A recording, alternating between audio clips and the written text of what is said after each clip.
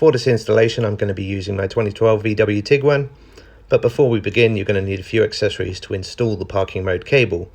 The first being you're going to need a couple of piggyback fuse adapters. I probably recommend 4 and having some spares. You will need a crimping tool to connect the cables from the parking mode accessory to the fuses, a selection of spare fuses so you can match the fuse ratings, some electrical circuit tester or multimeter, and of course you're going to need the parking mode accessory. So let's begin. Okay, so today we're going to install a Garmin parking mode dash cam kit to hardwire into the vehicle. Now, after watching a few videos online, it's recommended that you use the inside fuse box. Now, this is a VW Tiguan Mark 1, so you've got an interior fuse box just on the left side, if it's left-hand drive, just under the driver steering column. You have this change box. You can just pull it out by squeezing these 2 clips, dropping it down, and then just pulling it out of the C-hook here. It's quite easy to take out. And as you'll see, down here we have a selection of fuses and relays up in under there. So we recommend using a circuit tester to test for which is live permanent and which is accessory position, because as with the Garmin dash cam parking mode kit and some other manufacturers, they have a 2-position system, so you can use switched accessory as well as permanent live, and this, in my opinion, is probably a better option. So let's move on to some testing. So before we do the installation as well, this is the Garmin parking mode cable, and to test the fuses and circuits I've taken a Unity what is this, UT 107, which is a specific automotive multimeter, but you could probably use a standard multimeter. But the great thing about this one is it has some options specific for using in vehicles. So it was about 30 euros, so pretty cheap, not too expensive, and I'm sure it will come in handy in the future. Anyway, so let's get cracking.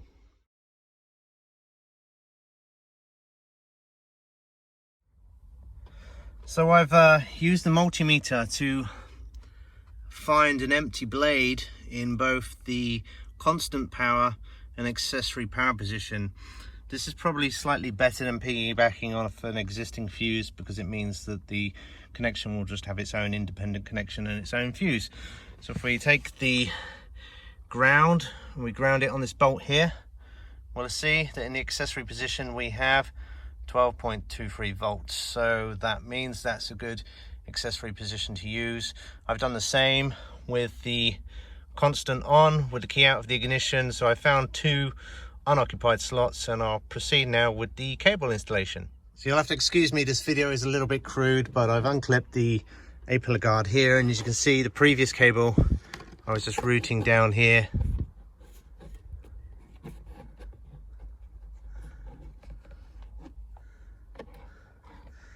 And down into the weather shield, and I think that may be an airbag system, so you have to be very careful not to trigger that. But anyway, just be very gentle when you're doing removing any clips or panels, and just to not disturb anything that's going down. The cable comes down through the weather strip here, and I'll have to just pull this plastic out to release it from the groove and connector here. But it's pretty simple, quite easy to do, and I'll be replacing it with the fixed parking mode cable. Okay, so we've started to run the cable in the lining. As you can see, it's come down the A-pillar, comes in through here, and it's just coming out down here. So I'm going to tuck it in here somewhere, get it under the dash towards the fuse box, and then proceed to tidy up the cables, and then attach the fuse adapters, and we should be able to start wiring it in, and just need to find a good grounding location. So pulling back on this piece of trim here, you're able to get it right into the fuse box area, which is an easier install than the first time around. So now we're good to find a suitable earthing location and get it wired in and good to go. So finding a ground was a little bit tricky. There was a bolt up underneath the fuse box, but it's a bit hard to get to. So if you pull this bit of firewall guard out the way, you can see, I'll try and show you. There's a little bolt there. I've taken it has a plastic nut off, but I've tested it and it is a ground because it is a metal bolt. So this will be a good place to run the ground afterwards. And let's see. So in the end, I managed to damage one of the crimps. Split the cable while crimping, which is a bit annoying. But I always say buy spares, because you never know. I brought two minis. So instead of plugging into two auxiliaries that are not used, I'm actually piggybacking into the parking aid system here. You'll see. So this is an auxiliary not used, where I've just got the standard two 10 amp fuses. Here, the third slot in the second row, I believe, is the parking aid control function. So again, it's not a major system in the car, so it should have a little impact, but I've taken out the two 10 amp fuses and matched two 5 amp fuses, so that should be good to go. And now I'll tidy the cables up and I'll route the earth, and then we should be done.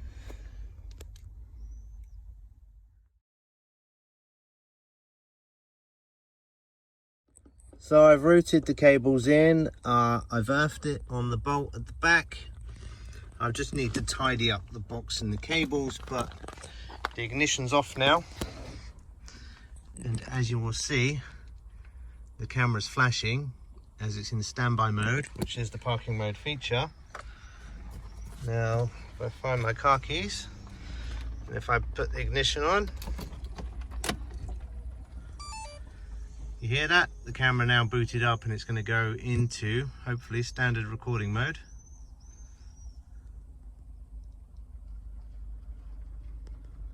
And it should be, yeah, and there we go.